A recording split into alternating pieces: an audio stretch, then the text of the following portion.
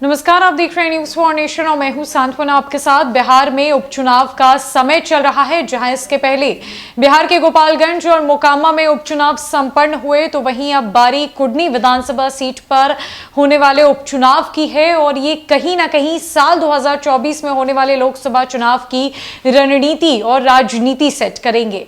जदयू के राष्ट्रीय अध्यक्ष सह मुंगेर सांसद ललन सिंह ने यह भी कह दिया कि ये कुडनी का उपचुनाव सेमीफाइनल है और लोकसभा का चुनाव फाइनल होगा।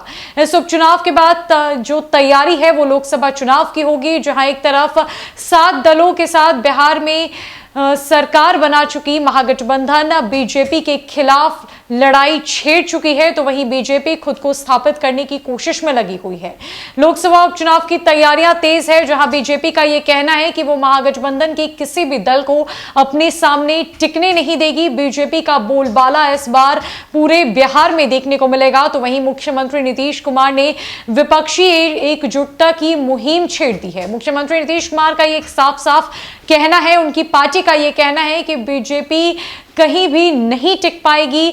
हमने अपना दमखम लगाना शुरू कर दिया है और अब इन सारी चीजों के बीच हम के संरक्षक और बिहार के पूर्व मुख्यमंत्री जीतन राम मांझी ने एक ट्वीट किया है और बीजेपी से ये कह दिया है कि जो खुद को मुसलमानों के संरक्षक बताती है, और इन्हीं सारे चीजों के बीच हम के संरक्षक और बिहार के पूर्व मुख्यमंत्री जीतन राम मांझी ने बीजेपी पर हमला करते हुए एक ट्वीट किया है और कहा है कि जो बीजेपी देश को एकजुट करने की बात करती है, जो बीजेपी ये कहती है कि वो सबको जोड़ के रखती है, सारे धर्मों को जोड़ के रखती है, पासमंदा मुसलमानों की बात करती है, उसे बिहार में अब मुसलमान उम्मीदवार की घोषणा कर देनी चाहिए। बीजेपी ने लोकसभा चुनाव के लिए बिहार में चेहरा कौन होगा इस बात की घोषणा अभी तक नहीं की है। बीजेपी के भीतर लगातार ये कोशिश लगी हुई है कि उम्मीदवार किसे बनाया जाए, बिहार में मुख्यमंत्री का चेहरा किसे बनाया जाए। तो वहीं दूसरी तरफ अब महागठबंधन की तरफ से बीजेपी पर निशाना साधते हुए ये कहा गया है कि जिस एकजुटता की वो बात करती है, इसी एकजुटता को दिखाते हुए बिहार में मुसलमान चेहरा घोषित करे। आपको याद दिला दें कि अमित शाह का सबसे पहला दौरा बिहार की सत्ता से बीजेपी के बाहर होने के बाद सीमांचल में हुआ था। सीमांचल के पूर्णिया में अमित शाह ने हुंकार भरी थी महागठबंधन के खिलाफ। सीमांचल मुसलमान बहुमूल्य इलाका है, जहां एक बड़ा वर्ग मुसलमान वोटरों का है और बीजेपी ने कहीं ना कहीं मुसलमान वोट बैंक पर निशाना साधने की कोशिश की थी।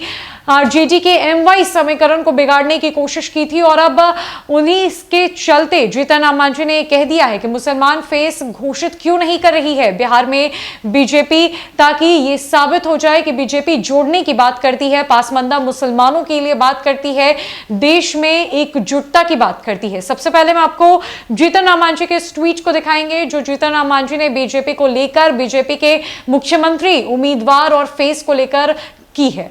जीतन राम मांझी ने ट्वीट कर लिखा है, देश भर में पासमानदा मुसलमानों को अपने साथ जोड़ने की बात करने वाली बीजेपी उम्मीद है इस बार बिहार में किसी पासमानदा मुसलमान को मुख्यमंत्री का उम्मीदवार घोषित करेगी, तभी माना जाएगा कि भाजपा को पासमानदा मुसलमानों की फिक्र है। जीतन राम मांझी ने यह साफ कह दिया है कि जो बीजेपी पासमानदा मुसलमानों को एक साथ लेकर चलने की बात करती है वो ये साबित करके दिखाए, और साबित इसी से होगा जब बीजेपी बिहार में मुख्यमंत्री का चेहरा किसी पासमानदा मुसलमान को बनाकर सामने रखेगी, तभी इस बात को माना जाएगा। अब देखना यह है कि बीजेपी के इस पर क्या प्रतिक्रिया होती है। हालांकि अमित शाह कई बार बिहार की सत्ता से बीजेपी के बाहर होने के बाद बिहार का दौरा कर चुके हैं। कोशिश की जा रही है बीजेपी की तरफ से कि नाराज वोट बैंक को अपने खेमे में लिया जा सके, खासकर मुसलमान वोटर्स को अपने खेमे में लिया जाए। और सीमांचल बिहार का वो क्षेत्र है जो कि सबसे बड़ा क्षेत्र है और माना जाता है कि वहां का वोट बैंक बिहार की राजनीति का रुख बदल सकता है। बीजेपी भी इस कोशिश में लगी हुई है, तमाम दल इस कोशिश में लगे हुए हैं। आरजेडी मुसलमानों को अपने पाले में करने की कोशिश में लगी हुई है। अब जीतन राम मांझी ने इस बीच एक ट्वीट कर दिया है, तो देखना यह है कि बीजेपी उम्मीदवार के तौर पर आने वाले दिनों में किसे चुनती है। बीजेपी की तरफ से बिहार में मुख्यमंत्री का चेहरा कौन होता है। फिलहाल उपचुनाव पर सबकी नजर टिकी हुई है और उपचुनाव के बाद सीधी तैयारी साल 2024 में होने वाले लोकसभा चुनाव की होगी, जहां तमाम दलों की तरफ से जो है मुख्यमंत्री का चेहरा सामने आ जाएगा। फिलहाल के लिए इस अपडेट में इतना ही। नमस्कार।